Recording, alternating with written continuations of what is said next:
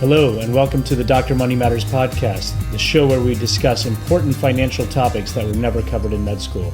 I'm your host, Dr. Tarang Patel.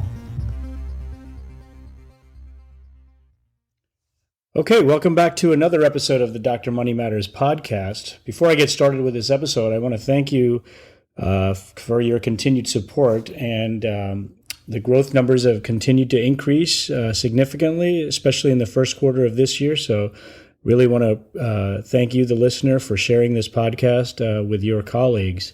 And I hope you continue to enjoy and learn from what we're talking about here. I wanted to address something. I am a real physician. I'm a radiologist in Arizona. There was apparently some controversy on one of the social media groups that said they weren't sure I was a physician. I assure you, you can Google me, Tarang Patel, radiology, and you will find I am a practicing physician in Phoenix, Arizona. Anyway, enough about that. I'm excited for this episode. It's a great episode, and I got to interview one of the superheroes of the physician finance space, the physician on fire, the anonymous anesthesiologist who started the very popular financial blog by the same name. In this episode, we talk about how he decided to go down the FIRE, financial independence, retire early path, his plans now that he's achieved financial independence, and his advice for those who are interested in following this path. We also get into some detail about how he calculated the numbers to determine he'd actually achieved his goal. We also took some questions from the various social media groups, and we actually discussed some of the topics that people were interested in, and also got into a little bit about his own brewery investment and his own hobby of brewing beer at his house. A couple of the concepts that we talk about in this episode that I think are important: geographic arbitrage, practicing in a low-cost area while allowing you to achieve greater savings rate, sequence of returns risk, which is the idea that what happens to your investments or assets near the time, just prior to and just immediately after you retire, can really set the stage for how much you're able to withdraw. Your savings rate, which is basically the amount that you should be saving as a percentage of your post-tax income. Physician on Fire challenges people to live on half your take-home pay if you want to reach financial independence sooner. He's actually been doing 50% of his take-home pay for a long time, and recently, after he achieved financial independence, says that he's actually gotten up to 75% just because he has lower expenses, including he's paid off his mortgage and he doesn't need to purchase disability insurance anymore. We also talk about a donor advised fund, which is an investment account that you can make regular contributions to of money or appreciated stock, which can then continue to grow itself, and then you can use that account to dole out charitable contributions as you see fit. He's reached nearly $250,000 in his donor advised fund. I myself have one, but have not quite hit those numbers. Anyway, clearly the FIRE mentality has resonated with many physicians and just people in general as the FIRE community has grown. There's a ton of podcasts about this, and his website has grown tremendously in its 2-year existence. So his website is a valuable resource for those interested in these topics. So anyway, without further ado, Physician on Fire. All right, welcome to another episode of the Dr. Money Matters podcast. My guest today is the Physician on Fire, who runs the well-known physician finance blog at the name physicianonfire.com, and has demonstrated some incredible growth in the, I think we're just at the 2-year anniversary of his blog now. And he's reached out to a lot of physicians and to a lot of non-physicians as well, giving them good tips on achieving early financial independence. So welcome, Dr. Fire. How are you? I'm doing great. Thank you for the invitation, Tarang. It's good to be talking to you, and I look forward to talking to you and everyone that listens to you.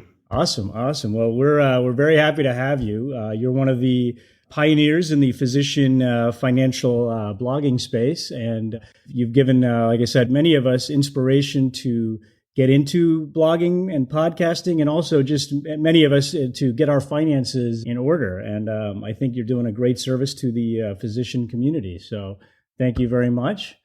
Yeah, you're welcome. But I think you're too kind to call me a pioneer since, like you said, I'm all of 2 years and a day into doing this. Well, I think many physicians tend to be a little bit behind the curve. Obviously, some are earlier than you, but such as the white coat investor. But I think most physicians, particularly at least the colleagues that I have, are relatively behind the curve in social media presence. In fact, I'm a radiologist, and we're having a Twitter discussion about radiologists being even further behind the curve in comparison to some of the other specialties, and that brought out a lot of responses. And I'm hoping that we get radiologists to be more involved, just because we tend to be behind the scenes anyway. And I think social media is a good way to kind of get our presence, get our not faces, but our ideas and thoughts out there, not necessarily just to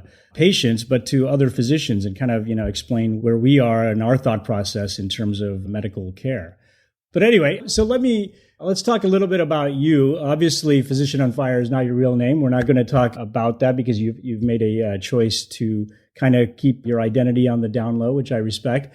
But tell me a little bit about that, and then what got you into medicine, and you're an anesthesiologist, and so why you chose that field. Oh, sure. Yes. So yeah, you can call me Dr. Fire or POF or whatever you like. And I probably will have my name out there at some point, but at least as I'm getting started, it's kind of nice to have a little separation between the online persona and just my day-to-day who I am. But I am 42 years old. I'm an anesthesiologist, like you said. And I come from the frozen tundra of Minnesota, and we're experiencing that right now. We were just talking about how my furnace went out this morning, so we've got a little bit of troubleshooting to do here soon. But that's all right. It's a balmy 34 degrees, which is about 35 degrees warmer than it was a week ago. As far as medicine, I came from a family of, I guess, healthcare professionals. My father and his father were dentists, and my mother was a nurse, and her father was a physician. So it was pretty natural to kind of follow in line. I went to the same undergraduate school that my dad and his dad and my mom all went to, which was the University of Minnesota. And I stayed there for medical school. As far as how I chose anesthesia, it wasn't even on my radar when I started. Radiology was actually pretty high. Nice. I think the technology that you guys deal with is really neat. Imaging, all of that, I enjoy. It was one of my first electives, and I found that, well, I enjoyed my day a little more than I did maybe the surgery or the OB-GYN day, where you're rushing around and you're scrubbed in for hours at a time, which I just cannot handle. Right. But the day went more slowly, and it was dark, and you don't move around as much. Now I realize interventional, and there are other ways to have a different career in radiology. But I started looking for something else, and anesthesia was one of my next electives, and I was a little frightened by it. I mean, I saw that machine and all the tubes and lines, and it looked a little overwhelming. And I thought, I don't think this is for me, but I'll see, what it's all about. And then I kind of got settled into the chair and got comfortable, and thought, talked to a lot of docs that seemed to be pretty happy with their careers, and took a second rotation in anesthesia and decided, that was the route for me. And I have no regrets. Very good. Very good. So you would keep that, you would not change your field if you had to do it all over again? Nope, it works well for me. It's a nice mix of patient care, talking to people, and maybe a little downtime, quiet time too. I do supervise rooms, up to 3 or 4 rooms most of the time when I'm working now. I've also worked in a situation where I'm hands-on in one room, and that's a very different job. But people that think my patients are asleep should follow me around for a day, because I probably walk 5 miles and talk to 150 people. It's busy. It's actually a pretty busy day most of the time. Right. So now, speaking about your practice a little bit, what is your practice situation right now? Are you in an employed practice, private practice, partnership track? What type of situation are you in? Yeah, I've been in a variety of situations. I started out doing exclusively locum tenens work, and I did that for 2 years, partially because my wife was a dietitian who matched into a program, and it's just like our matching program, Hmm. where you don't know where you're going to go until you get the letter. Right. And that happened sometime about a year or within a year after my graduating residency. So we traveled the country. I got to try out different practice types. I did, like I said, some hands-on stuff, some big hospital stuff, some small critical access stuff. No, it was all good, and I kind of found what worked for me. So after that, I was an independent contractor for about 4 or 5 years at a hospital that eventually went bankrupt, which was a big ordeal.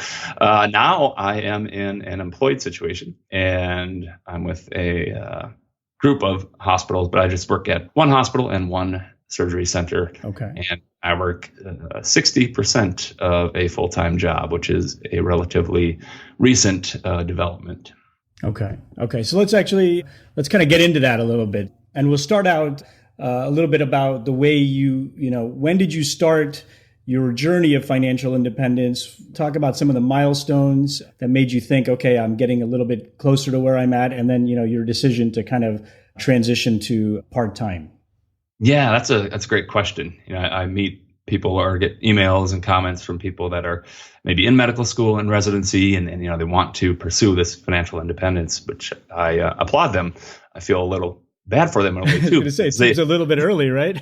Yeah, that they've got a long way to go, and if you're just keep your eye on that finish line, you might miss some of the cool things that happen along the way. But I did not know the term financial independence. I thought it meant like that's when your parents stop paying for your car insurance or something. Right. You're independent now. And it wasn't until about maybe a little more than 3 years ago now, that I discovered the term online via Mr. Money Mustache and a host of other fire blogs that are out there. Yeah, I kind of thought about that. And this is when I was studying for a recertification written exam that was just a huge pain in the rear. Mm-hmm.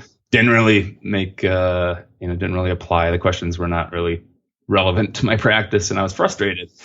And I said, well, I'm gonna look at the numbers, because these blogs are saying if you have about 25 times as much money as you typically spend in a year, then you can consider yourself financially independent.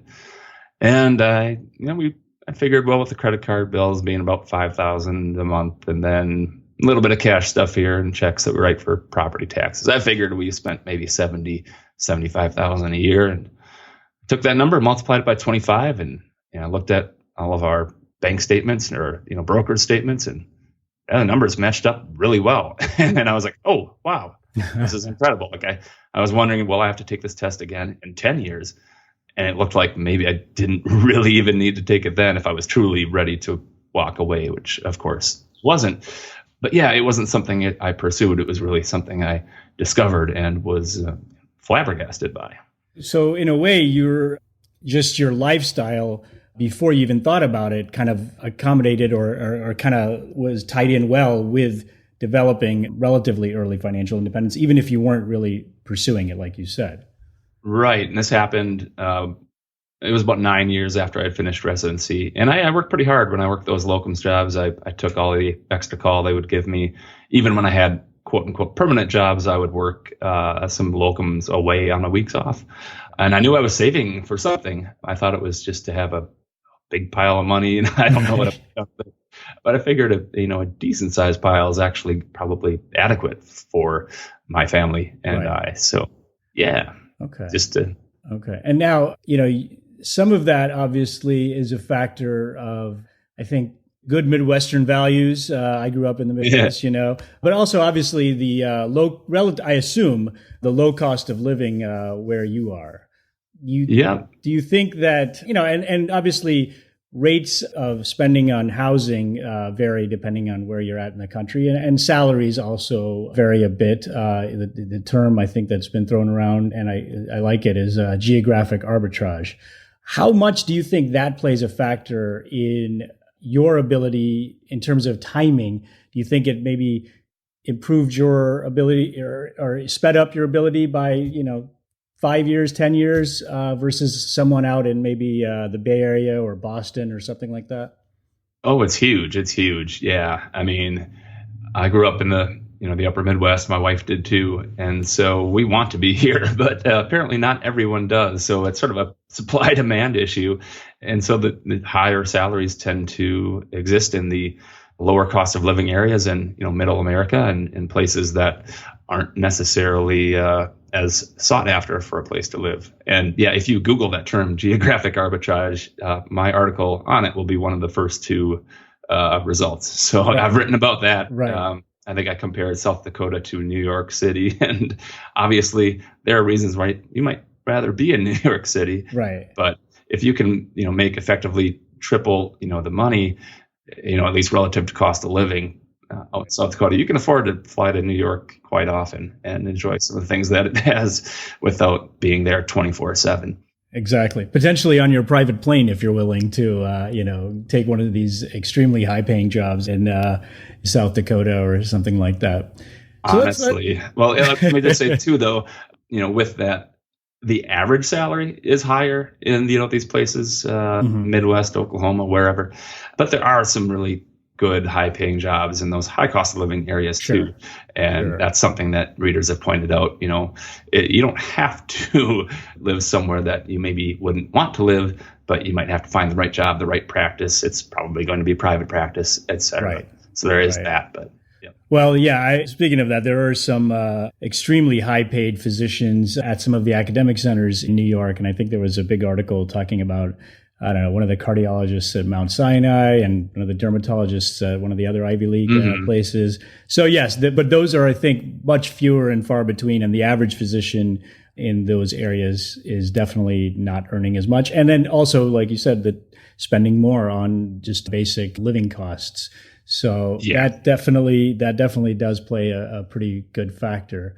Okay, so let's tie that into another topic that I think I've seen discussed on social media recently amongst different physicians is savings rates for physicians. What do you think is a good target rate for someone, coming out of residency, starting to pay off their loans? What type of numbers should they be targeting? And I guess this would be, since it's a percentage rate, I guess it really doesn't matter in terms of whether they're primary care or whether there's some super high-end specialist.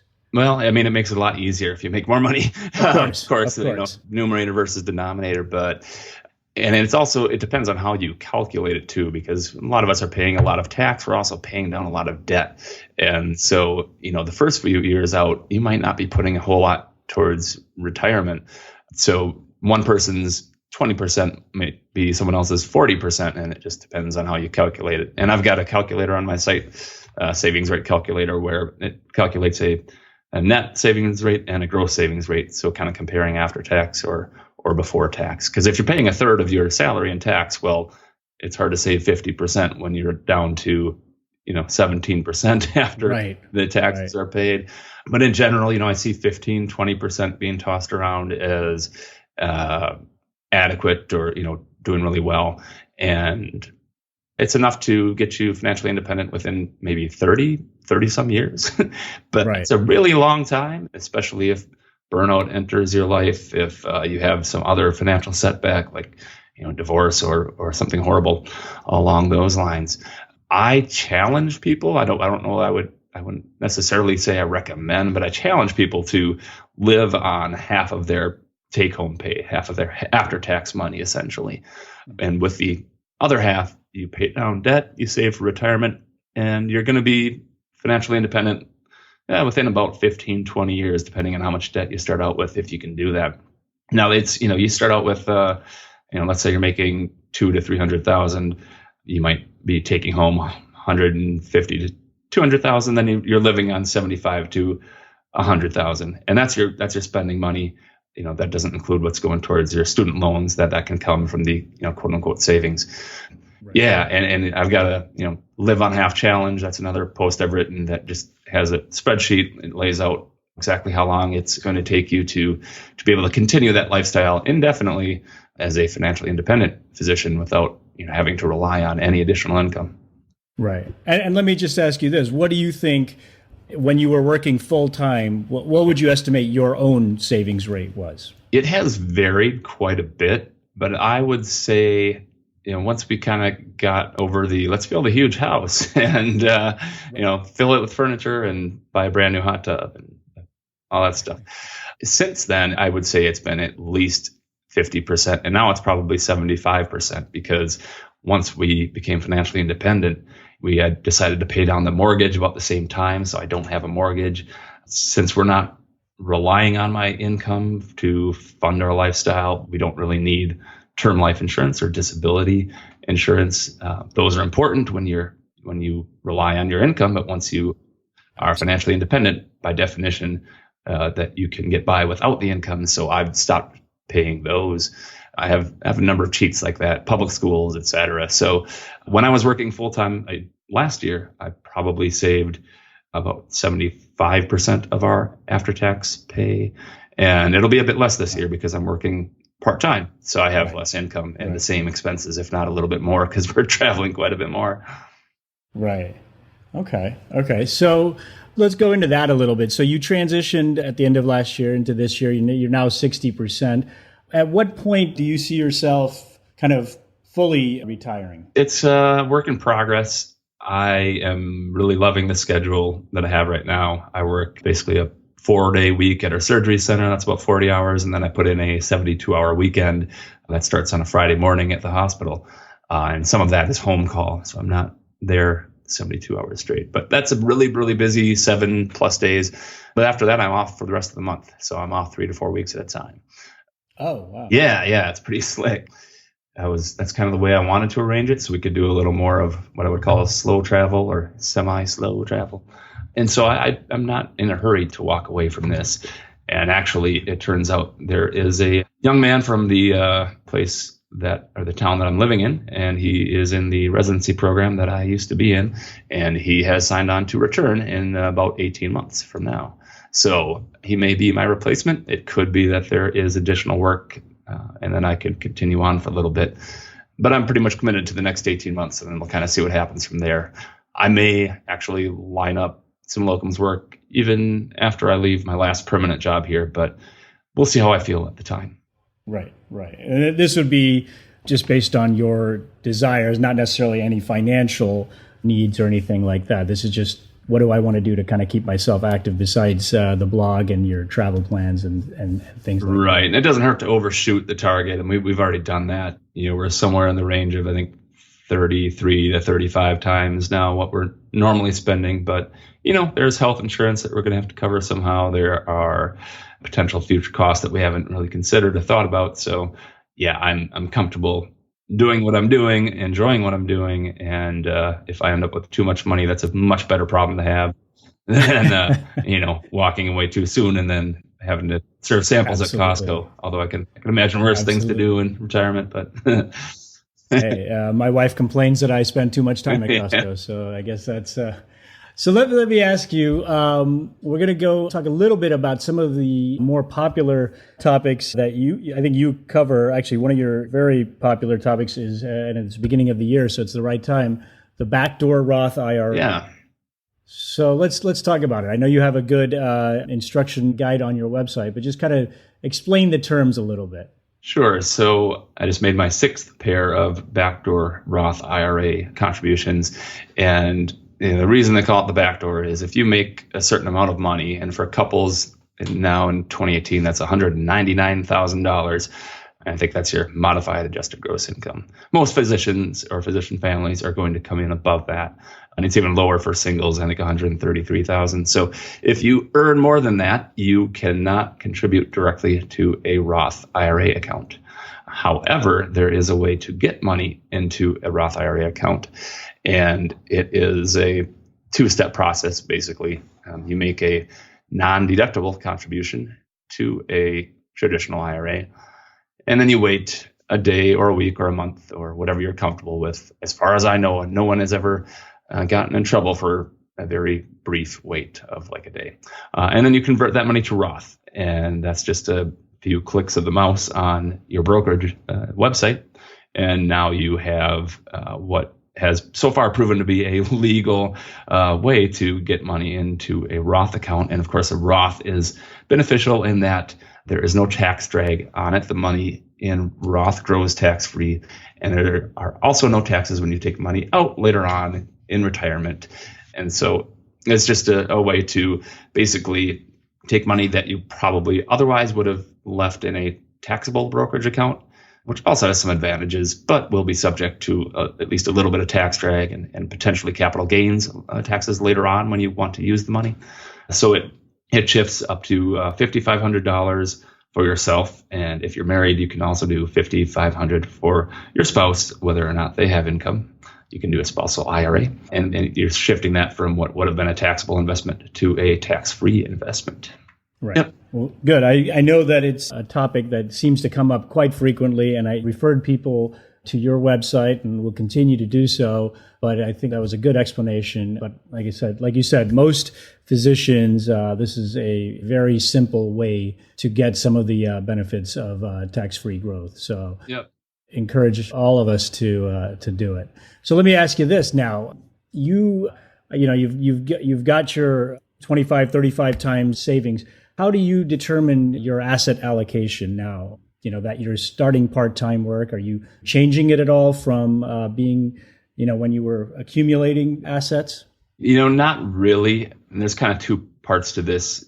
One, I've done a lot of reading on what is the ideal asset allocation at various points in life, and sort of the traditional advice for over the years has been to slowly transition to having more and more bonds in your portfolio. And some people like to use age in bonds or age minus 10 or minus 20 in bonds as a percentage. So if you're 50 years old, age minus 10 would say 40% bonds, 60% stocks. More recently, I think there's been a pretty compelling literature that suggests maybe you could have a steady asset allocation, or even what they call a reverse glide path, where, and this gets a little bit into the thick weeds, but that's okay. The first 10 years or so of retirement, you could suffer from what they call sequence of return risks. If things go sharply down when you're first starting to draw down on your retirement assets, you need to be protected in that initial period. If you get through that first 5 or 10 years without a year 2000 crash or a year 2007 crash where everything drops 40, 50%, if that does not happen, then you're kind of golden, and then you can actually ramp up your stock allocation, ramp down your bond allocation, and remain aggressive. And that will just allow your money to more than likely grow faster. And it really just depends on your risk tolerance, what you are comfortable with. Are you going to feel better about yourself and your allocation and sleep better at night if you are someone that knows you have enough? Let's say you can just buy inflation protected bonds and ride it out and never run out of money? Or would you rather kind of let it ride and see it grow much faster and leave a legacy, donate, a lot of money to charity? And for me, I guess I'm a little more on the aggressive side. So I want to have about, at least 5 years worth of bonds to help ride out a big drop in the stock market. Mm-hmm. But with the remainder of my assets, I'd like to keep them invested in the type of asset that will give the best very long-term outcome return, and that would be stocks. So I'm about 90-10 right now. I might drop to about 85-15, maybe even 80-20, depending on what the numbers look like. But then on the other hand, I guess when I talk about that, I'm thinking about, well, when I'm done earning an income, which isn't necessarily the same thing as when I retire for medicine, as I'm learning, having watching the white coat investors state of the blog post and seeing my own revenue kind of ramp up here. So even my retirement is a bit of a, not a very good indicator for others, since I will still have some income coming in as long as I continue to, write for the blog and do the things I do there online. Right. Okay, so let's talk a little bit more details. Sequence of returns. I think that's an important term. And that's when you were saying, and let's just kind of spell that out a little bit more. It's what you're saying is when it's a series of returns. And in this case, what we're talking about is when you first retire, or not even when you first retire, maybe the years right before you retire to the first 3 to 4 years after retirement, maybe a 7 or 8 year span around the retirement time where a significant change in your portfolio, whether it's up, obviously that's good, but a significant downturn can really impact what happens 20 years from now, because you're starting at a much lower point if, in fact, there is a big downturn. So I think that's a very important term that you brought up. I've read that before, and that's something that I think, most of the audience is probably not nearing retirement yet, but if they're thinking about financial independence and retiring early, it is a factor that they should consider, because like you said, what happens in that time span is basically a very important determining factor in what happens and how long you're going to be able to retire at a sustained withdrawal rate. Yeah, and that's kind of predicated on luck too, for the most part. Sure. Early Retirement Now is a website. He's a PhD economist, and he does a lot of very in-depth research into safe withdrawal rates and sequence of return risks. And that 4% withdrawal rate, or maybe it's 3.5 or 3.3 if you're a little more conservative, that's based on basically a worst case scenario of sequence of returns. That if you come out at a time where you don't have a particularly bad sequence of returns at the time, like you say, just before and after retirement, then you can probably have a safe withdrawal rate of 5, maybe 6%. If you retire at a good time, even as high as 8% if you retired at an ideal time. Right. So the 4% is almost a worst case scenario. I was just reading on bogleheads.org. That's a forum that has a lot of really smart people chiming in. And someone had posted results from retirees in the year 2000 who used a 4% safe withdrawal rate. And this was looking back, a retrospective look at the results. If they took the 4% that first year, increased with inflation, that withdrawal every year, and where would they be now, even though they had a huge drop right away, 40%, and then another 50% in the stock market in 07, 08, or 08, 09. And actually, they're doing pretty darn well, surprisingly. And I guess it's probably because we've had a nice run up since the latest drop. But it looks like even for them, retiring at probably the worst time in the last 50 years, they're going to make at least the 30 years that the 4% rule is designed to get you. And so that does give me some comfort that even if you have a pretty darn bad sequence of returns, which if I were to retire in the next couple of years here, that could very well happen. I mean, we're going to have a bear market at some point. And if it doesn't happen before I retire, it's probably going to happen shortly thereafter. But if we're somewhere below 3.5%, then I really am not concerned about that. Okay, good. I think you brought up a good point, and this is a discussion that a lot of physicians, particularly those who were in training around the 2000 and 2008 crashes, they've seen this happen twice relatively early in their career, and ideally, actually, that's a good thing because it's given you time to buy more assets at lower prices. But the psychological damage is that they feel like they need a much higher multiple of earnings or a much lower withdrawal rate. And even worse, that it keeps people out of the stock market. Well, they lost half their money before. They're never going to make that mistake again, right? But now they missed out on almost quadrupling their money since the last crash, or at least tripling. Absolutely. Yeah. But I think that's a very good point. And I saw something recently, I think it was on Keitz's blog, about like what you were talking about, even up to an 8% withdrawal rate has been relatively successful given the right timing. So I think people, I mean, I'm not recommending that by any stretch. Never would I either. No, but in hindsight, you can see that could have worked at certain times. That's exactly. But the 2% I feel like is like, wow. I mean, if you want to be very conservative, that's great. But I would just like, at some point, there's the end goal for many people is going to be unachievable if they just continue to be that conservative. But hey, that's, to each their own. And I think being more conservative, I guess, in this scenario is better than not being conservative enough. Right. And if you have no real interest in retiring, you might work until you're down to a 0.5% withdrawal rate, and have way more money than you need. But you enjoy what you're doing and you like watching that balance grow, by all means, keep at it. Exactly. So let's talk a little bit about your lifestyle now that you have transitioned to part-time.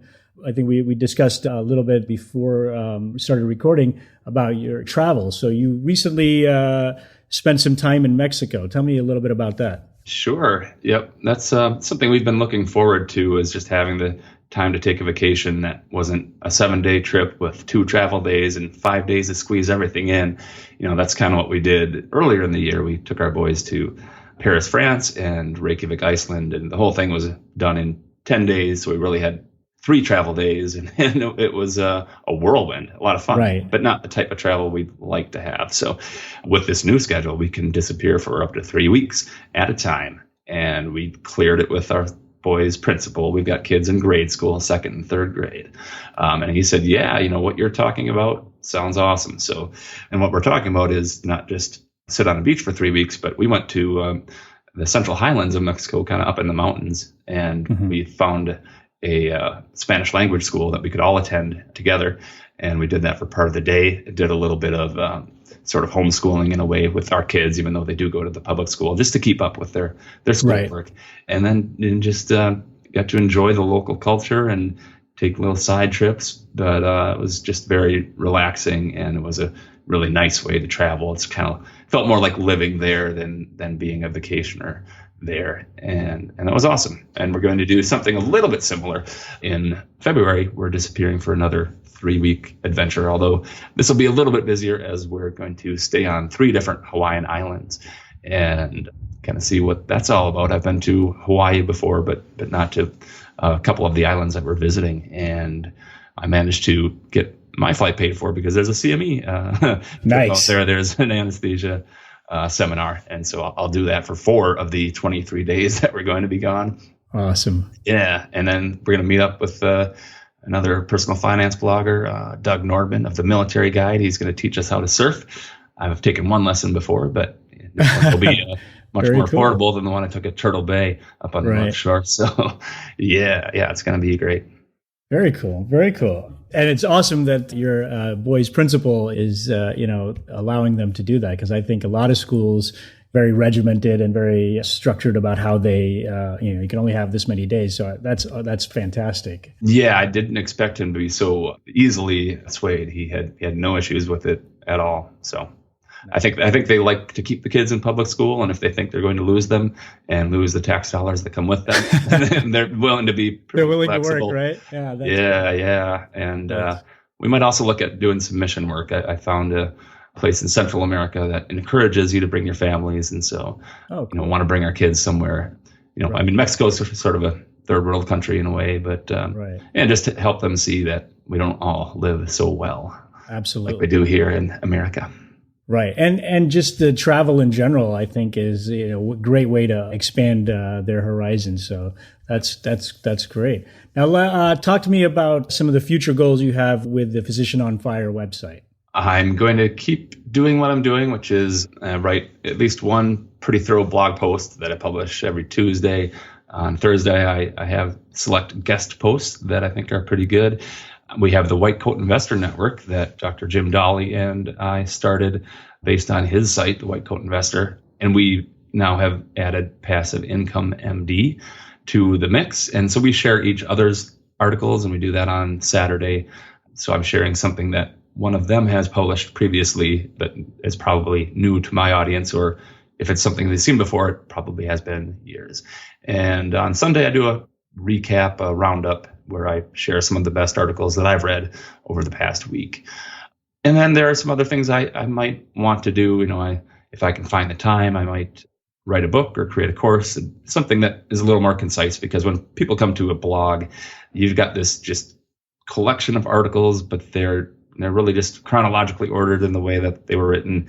And it's a little more difficult to find exactly what you want if you're just wanting to start from scratch and figure this stuff out. It's hard to do with a blog. Blogs are great for inspiration and for maybe finding the answer to a particular topic, right? But maybe something that brings it all together.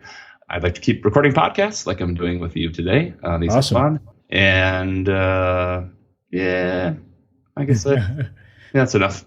I'm busy enough.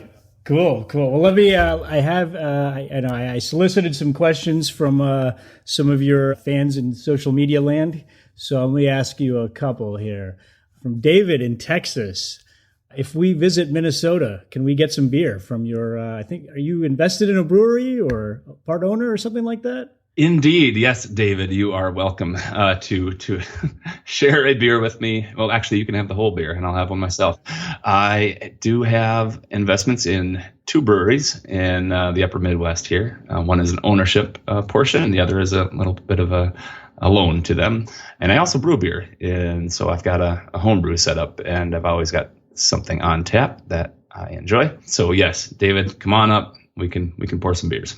Nice. Now, what is your what type of beer do you brew? My go-to is an IPA or pale ale, but I like to goof around and I'll make a chocolate porter. I do a Sour Patch Kid wheat beer that's quite popular. I use rhubarb for the sour and actual candy that I dump in there in the fermenter for the flavor, and it turns out amazingly good. Very nice. I'll have to try the chocolate porter if I'm up in that neck of the woods. But yeah, let me ask you this, actually, just kind of on the beer topic. I see a lot of breweries, and it seems like everyone is trying to one up the IPAs and make them hoppier and hoppier. What are your thoughts about that? I applaud it. I enjoy that, and if a beer gets overly bitter where it's hard to drink, of course I don't want that. But if you balance that out with the flavor on the back end, and when you brew, you do that by throwing hops in very, very late in the boil or even after the boil. Those are dry hops or whirlpool hops as it's cooling. Then you get a lot of flavor and aroma out of those. And that's really what I like more than the bitterness. And the latest trend is the Northeast IPA over the last year or two has kind of taken over. And that's a nice hazy IPA that has very little bitterness, but lots of that hop flavor.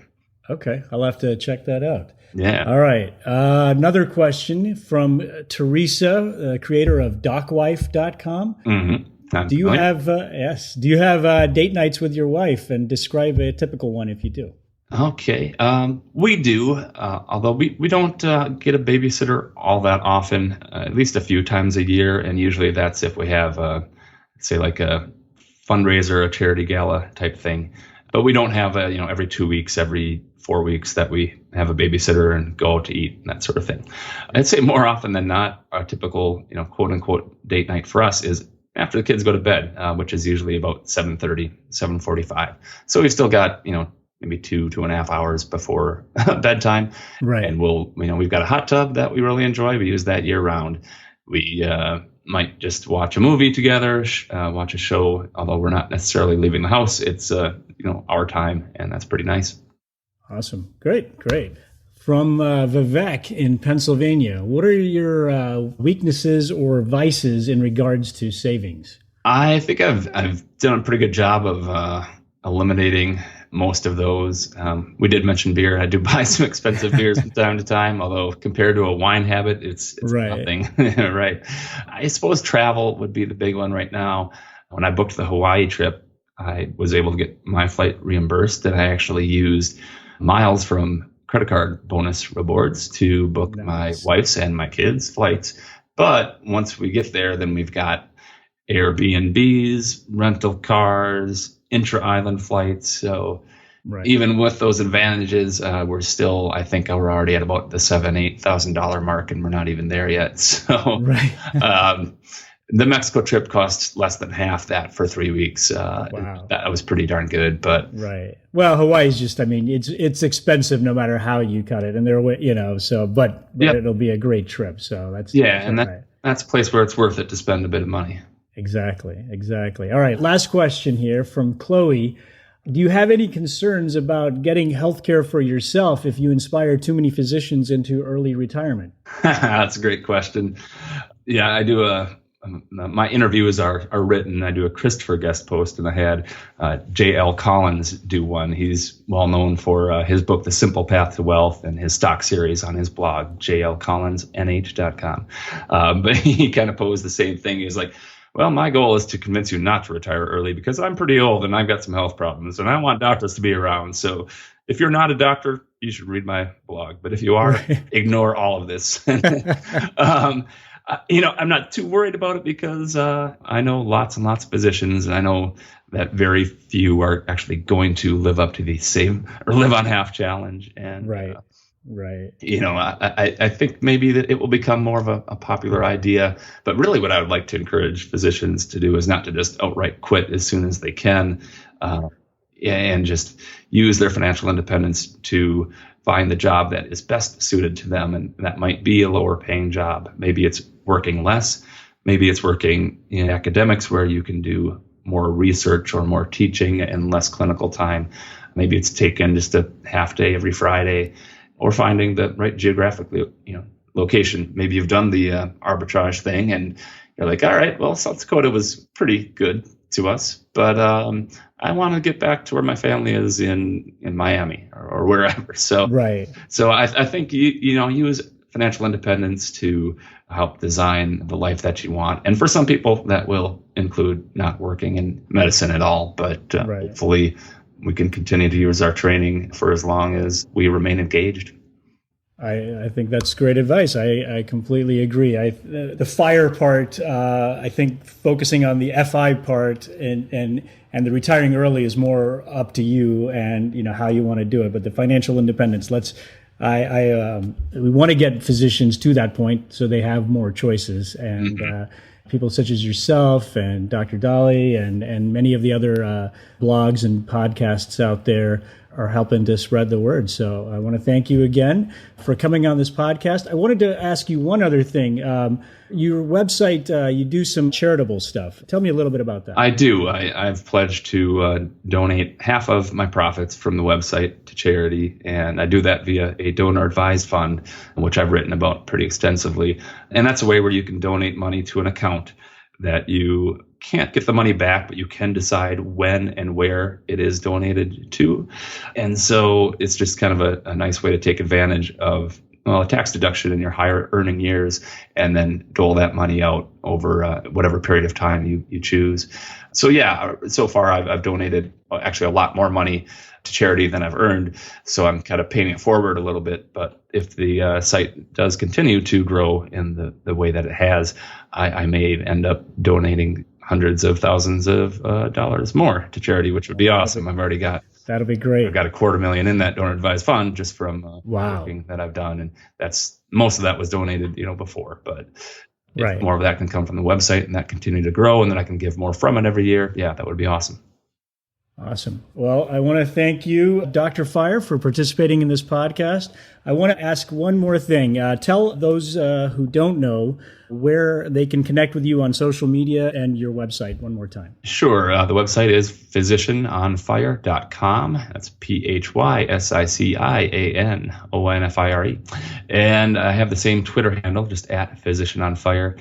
And I'm also on Facebook. Just search Physician on Fire, and I'm easy to find. I've got a page for the site, and they made me change my name as the persona from Physician on Fire, which is not a real name, to something that looks like a real name. So if you see a Milo Anderson with 2 S's, Milo Anderson, and it has my POF logo, that's me too. Right. Actually, that one last question, because this was brought up when I was asking some people for some questions to you. Is Milo Anderson a anagram from Voldemort? I think, is that a Harry Potter question? I'm not a Harry Potter person. My kids are reading all of those books, and they've been read to them. Now they're reading them. It's nothing to do with Harry Potter. Okay. Milo is a family name, and Anderson was the name my family had when they came over from Sweden, and then they actually changed it when they got to Minnesota because Minnesota was full of. I was going to say that's a very good Minnesota name. So. Yeah. So they changed it from Anderson with 2 S's to what it is now. So I just kind of put that together when they were going to cut off my Facebook access, so I had to throw something together quick. Gotcha. Yeah. Well, thank you, Dr. Fire, Milo Anderson. Appreciate you being on the show. Thanks for listening to this episode of the Dr. Money Matters podcast. I want to thank my guest today, Physician on Fire, for joining us. I hope you enjoyed the podcast, and I encourage you, if you already haven't visited, to check out his Physician on Fire blog, where he has tons of valuable articles about reaching financial independence, comparing different doctors' lifestyles, a savings rate calculator, how to do your backdoor Roth IRA, and many other good topics. Please continue to support this podcast by leaving positive reviews. I am getting a fair amount of positive feedback via instant messaging or via email. But if you could, I would appreciate leaving iTunes reviews with those same comments. It continues to help this podcast grow. And as I've said before, please support all the other physician podcasters out there as well. This podcast is available on Apple Podcasts, Google Play, Stitcher, Spotify, etc. And once again, you can follow me on Twitter at drmoneymatters and on Facebook or Instagram at Dr. Money Matters, all spelled out. And you can join our private Facebook group, Dr. Money Matters, for further discussion about some of these topics. Once again, thanks for listening, and another episode will be coming out soon.